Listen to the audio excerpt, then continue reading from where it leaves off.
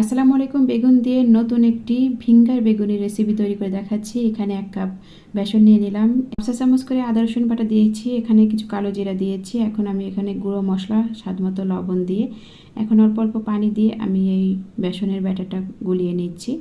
তো ভালো করে আমি মিশিয়ে নিয়েছি। এখন আমি কিছু ধনিয়া পাতা কুচি দিয়ে কিছুক্ষণ রেখে দেব। এখন একটি বেগুন আমি ধুয়ে নিয়েছি। এখন এই বেগুনটা আমি এভাবে লম্বা করে কেটে নিচ্ছি। এই তো এভাবে বেগুনটা কেটে নিতে হবে। তারপর আমি লবণ পানি দিয়ে এই বেগুনটা কিছুক্ষণ আমি এভাবে রেখে দিব। তারপরে এই বেগুনগুলো আমি ভেজে নিব। এখানে আমি বেসনের ভিতরে সব বেগুনগুলো এভাবে বেসনের ভিতরে চুবিয়ে তারপরে গরম তেলে এভাবে ভেজে নিচ্ছি। এই তো সবগুলো আমি দিয়ে দিয়েছি। এভাবে আমি উল্টে পাল্টে ব্রাউন কালার করে ভেজে নামিয়ে নিব। আপনারা চাইলে রমজানে এইভাবে এই বেগুনিটি খেয়ে দেখতে পারেন, অসাধারণ লাগবে খেতে। আশা করি রেসিপিটি সবার কাছে খুবই ভালো লাগবে।